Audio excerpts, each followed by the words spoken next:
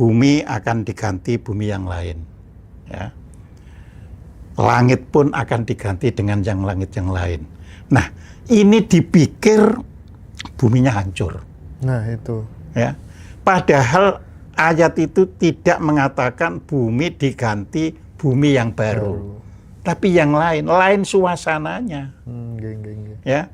Suasana kemarin hiruk pikuk, setelah kebangkitan, setelah semuanya sudah sistemnya itu, orang sudah nanam, sudah tidak kemana-mana di rumah, suasananya menjadi bersih kembali. Kisah Dajjal, kisah Ya'juj Ma'juj itu kan kisah sebelum bangkitnya kesadaran, sebelum terjadinya kiamat.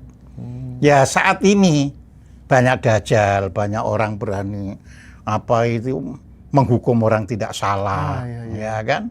Ya ini. Berarti itu perwujudan. Iya, jangan mencari-cari lagi Dajjal rupanya kayak apa. Ya kan?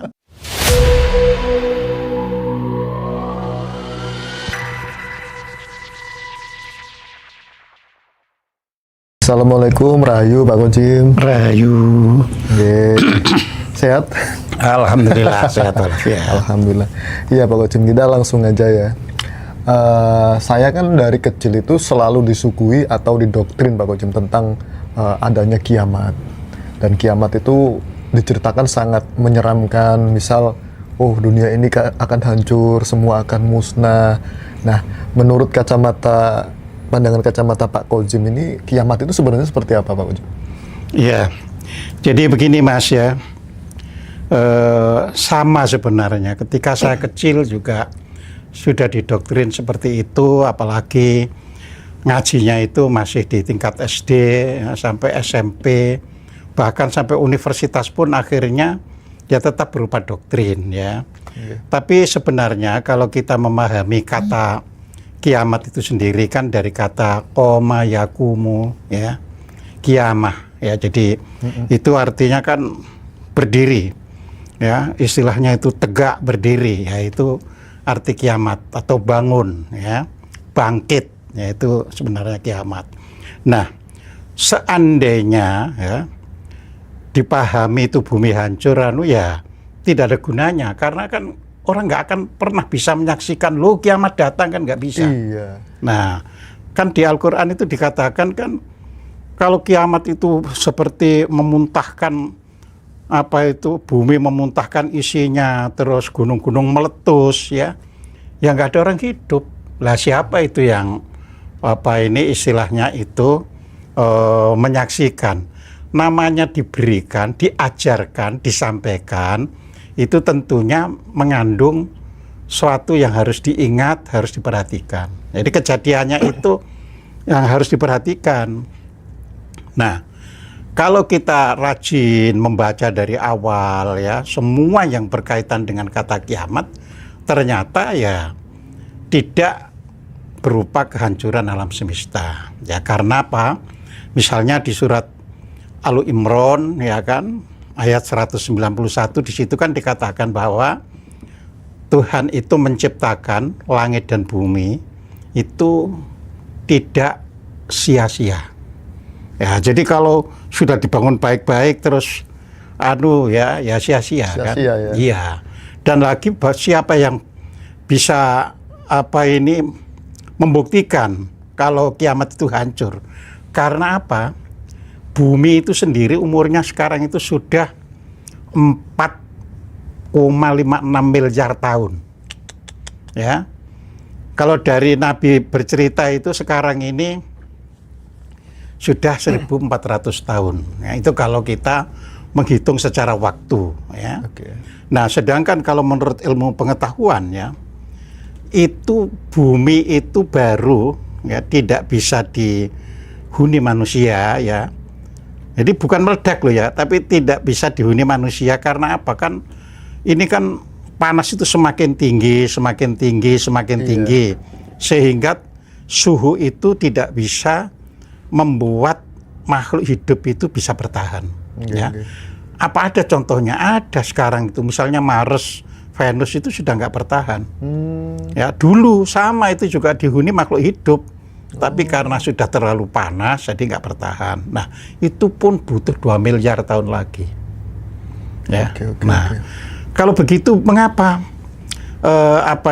Al-Qur'an kok memberitakan terjadinya kiamat itu, ya? Kan ini membangunkan kesadaran Islam itu diturunkan, ya kan? Itu sebenarnya untuk membangunkan kesadaran umat. Makanya diawali pertama itu dengan Iqra. Jadi ayat yang pertama diwahyukan kepada Nabi Muhammad, yaitu surat Al-Alaq, ya, itu perintah untuk membaca, ya kan? Iqra, ya. Membacanya pun dengan menggunakan atas nama Tuhan, ya. Tuhan siapa? Yang menciptakan kalian, ya kan? Jadi di situ. Nah, ini yang pertama. Terus yang kedua yang diserukan oleh Nabi itu adalah akhlak yang mulia, ya. Nah, itu benar untuk bisa menyadari masa depan itu, ya rajin membaca sama berbudi pekerti yang mulia, ya. Makanya dikatakan di dalam, kalau hadisnya itu kan, innama bu'istu liutamima makarimal akhlak. Sesungguhnya aku ini dibangkitkan untuk memprioritaskan akhlak yang mulia. Nah, jadi ini adalah yang disampaikan di dalam hadis, ya. Sedangkan kalau di dalam Al-Qur'an dikatakan, ya, pada surat Al-Qalam, ya, di situ bahwa wa innaka la'ala khuluqil azim. Engkau Muhammad itu, ya, orang yang berakhlak mulia. Nah, karena berakhlak mulia itu pada ayat yang lain dikatakan bahwa Nabi itu menjadi contoh, ya kan? Jadi laqad kana fi Rasulillahi uswatun hasanah. Jadi sungguh pada diri Rasul Allah itu ada teladan yang baik, ya. Nah, jadi ini sebenarnya yang ditekankan itu. Nah, itu berkaitan dengan kesadaran, ya. Oleh karena itu, kalau misalnya kita lihat, misalnya idza zulzilatil ardu zilzalaha, ya tidak kita maknai secara letterlek, ya. Karena di Al-Qur'an itu pada surat Ar-Rum, surat 30, ya, ayat 58 itu dikatakan bahwa di dalam Al-Qur'an itu diberikan tiap-tiap perumpamaan, permisalan, ya. Jadi namanya perumpamaan, permisalan itu tiap-tiap. Artinya Al-Qur'an itu sebenarnya bahasanya itu mutasyabihat, ya. Ya, maka orang yang secara jujur melakukan penelitian, ya, maksimum itu hanya 5% ayat yang bisa dipahami secara harfiah, ya. Kalau yang lainnya itu membutuhkan pemikiran yang dalam. Kalau yang lainnya itu, ya, tidak serta-merta istilahnya maknanya seperti itu, ya. Nah, makanya dikatakan, ya, perumpamaan gunung ini ya macam-macam, ya. Bisa gunung itu dalam bahasa Arab itu kan jibal, ya. Ini ya juga bisa diartikan pikiran manusia, bisa diartikan para tokoh, ya. Sedangkan art, ya, itu adalah, kan kalau harfiahnya kan bumi. Kalau harfiahnya, tetapi itu juga bisa diartikan tubuh kita ini, ya. Tapi juga bisa diartikan kalangan bawah, karena bumi ini kan posisinya di paling bawah. Ya, paling bawah. Jadi gitu loh, ya. Jadi unek-uneknya orang bawah itu kalau akan terjadi perubahan kebangkitan itu, ya ribut, ya.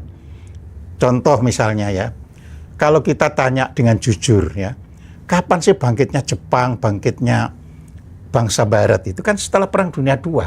Benar. Ya kan? Jepang habis dibom atom, ya. Terus Eropa Perang Dunia II itu habis-habisan, ya. Puluhan juta orang meninggal selama Perang Dunia II itu. Tapi setelah itu mereka sadar, menata. Nah, sifat manusia lama-lama mengalami penurunan kualitas berpikirnya lagi, kesadarannya turun lagi. Ya akan timbul lagi seperti itu. Nah, jauh-jauh sebenarnya umat Islam itu diingatkan. Jadi jangan kaget kalau terjadi kebangkitan itu, gitu loh ya. Istilah bahasa sekarang itu harus langsung segera move on. Ya. Jadi jangan, waduh, jadi kalau begini hidup itu jangan ya. terlalu diretapi ya. Ya, jangan terlalu diretapi, harus langsung bangkit ya. Dan bangkitnya kesadaran itu pun bisa karena itu terjadinya berbagai macam bencana dan kesadaran, apa itu peperangan, terus sadar. Nah, bisa pula karena memang sudah waktunya terjadi periode ya dalam putaran yang disebut waktu di bumi. Ya, jadi kalau di dalam bahasa Jawa, ya waktu itu ya seperti musim. Ya. Cuma waktu itu lebih jauh, lebih besar ya. Musim itu kalau orang Eropa kan satu tahunnya kan selalu ada musim panas, musim semi dulu ya, musim semi, terus musim panas, terus musim gugur, musim dingin, kembali musim semi lagi gitu putar kan. Terus, Pak, ya. Putar terus, walaupun putarannya itu tidak sama, tapi orang bisa mengantisipasi. Ya, ya. Artinya musim semi tahun sekarang karena pengaruh macam-macam boleh jadi berbeda dengan tahun lalu. Bener banget. Sehingga ada orang, wah musim seminya sekarang kurang merasa nyaman dibandingkan tahun lalu. Itu kan karena adanya faktor-faktor pengaruh iklim. Ya. Nah sama. Jadi waktu juga begitu. Jadi waktu ini dibagi 4. Jadi masing-masing itu satu kali periode dulu loh ya, bukan putaran, periode. Jadi misalnya musim semi itu periode kan. Kalau satu putaran itu berarti musim semi, musim panas, musim gugur, musim dingin, kembali lagi musim semi itu putaran. Nah ini periodenya saja itu 8.400 tahun. Ya. Nah, jadi kita ini berada pada periode Adam.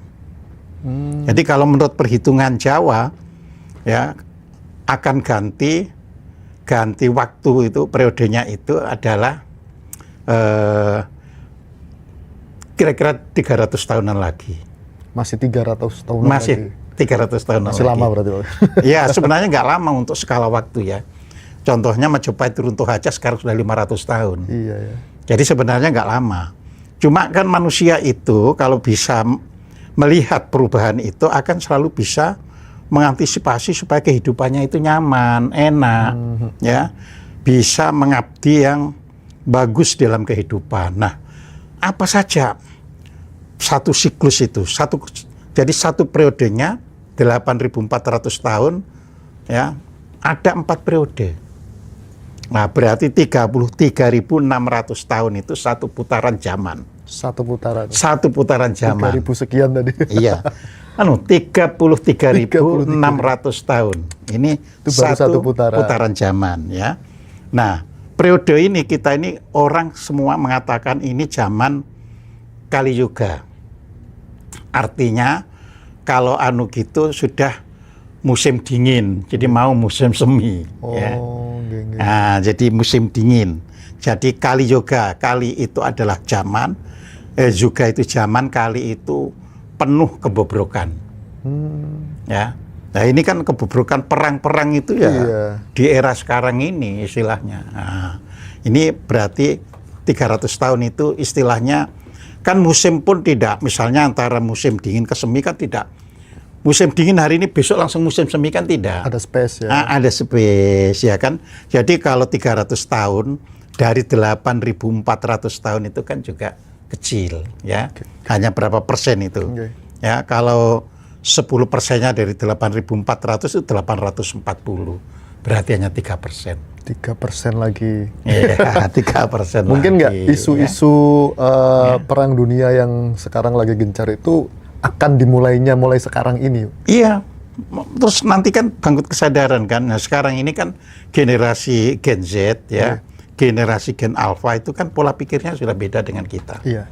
Ya. Jadi seandainya perang kalau tidak bisa ngikuti pola berjalannya Gen Z atau Gen Alpha, ya nasibnya buruk. Ya. Kenapa? Ya. Jadi sekali lagi qiyam ini kan kebangkitan kesadaran. Berarti namanya kebangkitan kesadaran, terjadi pula perubahan-perubahan tatanan hidup yang kita alami. Tatanan hidupnya itu katakanlah yang kemarin itu orde lama, nah yang akan datang itulah orde barunya. Jadi seperti orde barunya dunia lah ya ini. Ya, bukan Indonesia ya. Dunia ya. Jadi kalau saya membaca tren-tren di dunia itu ya, ini bakal memang tidak ada pasar. Jadi kalau begitu saya itu mikir. Jadi di dalam serat-serat Jawa itu ada ya, yen wis pasar ilang kumandange, kali ilang kedunge. Nah, ini tanda terjadinya perubahan. Apa itu Pak Kozin? Ya, pasar ilang kumandange artinya semarak pasar sudah tidak kita jumpai lagi. Secara konvensional. Iya, konvensional. Jadi orang sudah lewat online.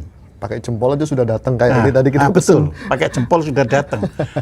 Sekarang ini kan belum kelihatan kan karena masih ada sana sini. Tapi kalau sudah semuanya yang tradisional, yang konvensional itu tidak ada, baru kerasa gitu ya. Ya baru terasa kita. Oh iya ya hidup itu ya. Begitu pula tidak ada lagi mobil-mobil otomotif itu ngeributi jalan itu. Karena orang nggak terlalu perlu, kecuali hanya mau rekreasi itu pakai mobil. Iya. Kalau hanya masalah makan ya, itu sudah langsung dari rumah. Kalau bekerja nanti sistemnya juga sudah sistem rumah. Ya, jadi tidak lagi seperti dulu karena ya alat-alatnya besar, sekarang kan tidak.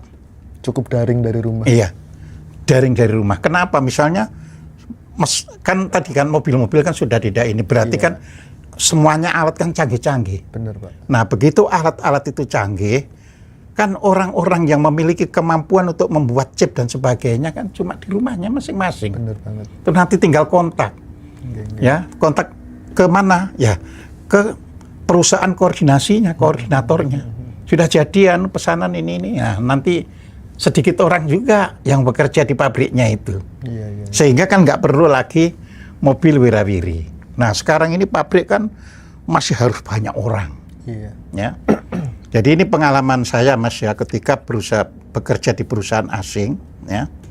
Itu tidak banyak lagi pegawai itu ya. Karena semuanya sudah bisa dengan menggunakan komputer. Ya, semuanya sudah bisa deal lewat telepon.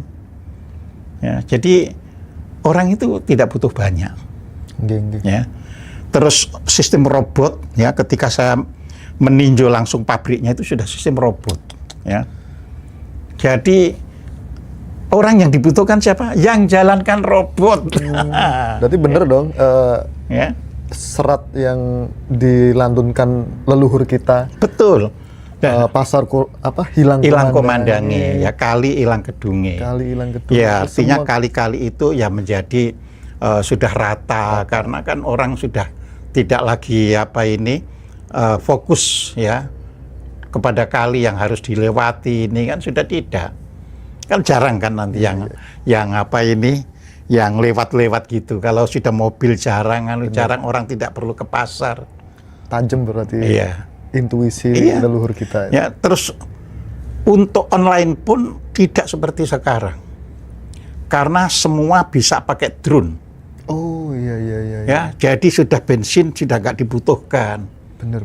Ya, jadi pakai motor-motor itu sudah tidak terlaluan. Ya. Dianggap sudah nggak efektif lah. Nggak efektif ya. Kalau drone, ya kan kalau sudah semua pakai drone kan kosnya murah. Bener banget Pak. Kos mahal itu kan karena yang pakai masih sedikit. Sama dulu sepeda motor itu orang mau beli saja harus butuh uang sekian akhirnya orang wirawiri bisa. Nah, jadi seperti itu. Nah, jadi menghadapi kiamat itu Al-Qur'an pun sudah mengingatkan ya. Jadi di situ diingatkan ya, kalau terjadi kiamat itu akan terjadi penggantian ya. Di situ kan pada surat Ibrahim, surat 14 ya, ayat 48 itu dikatakan bahwa bumi akan diganti bumi yang lain. Ya. Langit pun akan diganti dengan langit yang lain. Nah, ini dipikir buminya hancur. Nah, itu. Ya. Padahal ayat itu tidak mengatakan bumi diganti bumi yang baru. Tapi yang lain suasananya. Ya. Suasana kemarin hiruk pikuk, setelah kebangkitan, setelah semuanya sudah sistemnya itu, orang sudah nanam, sudah tidak kemana-mana di rumah, suasananya menjadi bersih kembali. Ya. Nah, terus langit itu kan semua yang menjadi tatanan kehidupan. Ya, itu pun menjadi baik karena begitu alat-alat itu jejak digital sudah tidak bisa disembunyikan, orang kan nggak berani bohong. Benar banget. Orang ini berani bohong karena ya masih merasa hilang, itu nggak diketahui orang. Sekarang kan di sini ada, jadi semua orang akhirnya jujur kembali.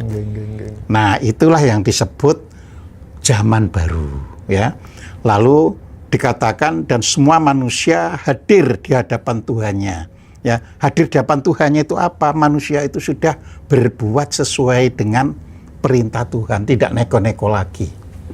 Ya, jualan ya jualan dengan benar.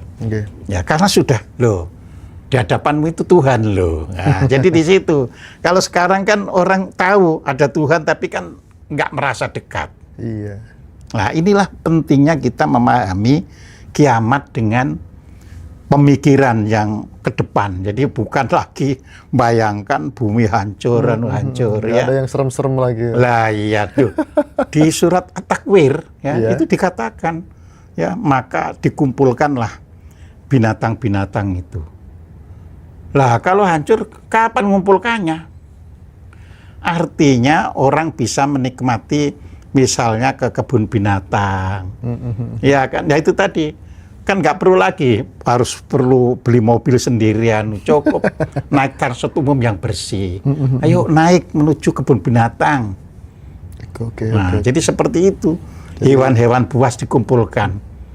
Nah itu kan hanya di kebun binatang hewan buas dikumpulkan itu. Jadi kali ini terjawab ya soal kiamat. Lah iya, versi ya kan?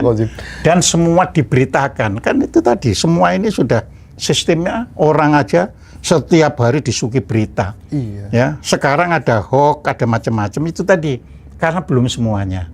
Kalau nanti sudah semuanya, namanya sudah qiyam, sudah sadar, nggak berani itu menyampaikan hoax itu. Oh iya, qiyam kan artinya kumpul loh. Lah iya, kan gitu kan. Iya. Nah, jadi bangkit gitu, Mas. Oke. Ini soal kiamat. Lantas kan ada juga tambahan cerita yang bikin kita ngeri dan serem. Oh nanti ada Dajjal, ada Jud Ma'jud dan lain sebagainya. Itu seperti apa sebenarnya Dajjal? Perwujudan Dajjal sesungguhnya itu seperti apa? Kisah ya. Kisah Dajjal, kisah Ya'juj Ma'juj itu kan kisah sebelum bangkitnya kesadaran, sebelum terjadinya kiamat. Ya saat ini banyak Dajjal, banyak orang berani menghukum orang tidak salah, ya kan? Ya ini. Berarti itu perwujudan. Iya, jangan mencari-cari lagi Dajjal rupanya kayak apa, ya kan? Ya, banyak orang ya kan mengasihi orang hanya untuk berbuat kejahatan, ya, mengasihi orang untuk membuli orang lain. Nah ini, ya. Nah Ya'juj Ma'juj itu kan sebenarnya juga ada di Alkitab. Artinya itu sebuah bangsa pada mulanya itu, bangsa yang selalu menindas yang lain. Benar-benar. Lah, ini kan juga bangsa yang Venezuela saja siapa sekarang? Iya, kan kita nggak perlu mikir jauh-jauh kan? Sampai diculik gitu. Lah, sampai presidennya diambil. Jadi sekarang itulah kejadian Ya'juj Ma'juj, Dajjal ada semuanya. Nah, maka tinggal yang waspada kan gitu kan? Jadi yang waspada ya tidak takut, tidak terpengaruh ya kan? Karena tahu bahwa ini proses ya. Proses dan yang buruk akan semakin tersisih. Nah, ini yang perlu kita ketahui. Nah, doktrin ini kan bahwasanya nanti ada kiamat, ada Dajjal, itu kan masih berjalan sampai saat ini, terutama di sekolah-sekolah atau pendidikan-pendidikan yang berbau agama gitu, Pak. Itu kan sama saja, dan kita kalau mau tanya, Pak, itu kamu nggak usah tanya, nanti malah jadi musyrik dan lain sebagainya. Nah, kalau memang benar itu pembodohan, cara menyadarkan mereka itu seperti apa? Biar anak cucu kita nanti tidak sama dengan kita, sudah ibaratnya apa ya, terkamuflase lah tentang doktrin seperti itu. Ya, jadi begini Mas ya, kita ini memang hidup di negara berkembang, ya. Negara ini kan ada negara maju, ada negara yang semi-semi mau maju, ada yang memang masih tertinggal, ya. Ya kayak bangsa Indonesia ini kan, ya kalau dilihat secara kekayaan alam itu paling besar, termasuk yang paling besar di dunia, kekayaan alamnya, ya. Tapi secara sumber daya manusia, IQ-nya ini kan rendah. Jadi menjadi permainan global. Jadi yang membuat pengajaran seperti ini sebenarnya ya, kalau saya membuat perandaian zamannya Snogurgronya, ya Snogurgronya yang lain itu pun sekarang ini ada. Ya, Snogurgronya itu bisa menundukkan ulama-ulama Aceh. Nah itu. Ya.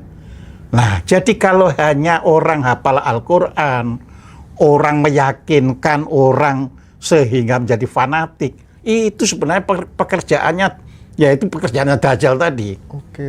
Iya, jadi orang didoktrin sampai fanatik. Ya, orang kalau sudah fanatik, apalagi ditambah buta, ya, ya kan? Itu sudah, pokoknya nggak cocok dengan pikirannya, sesat.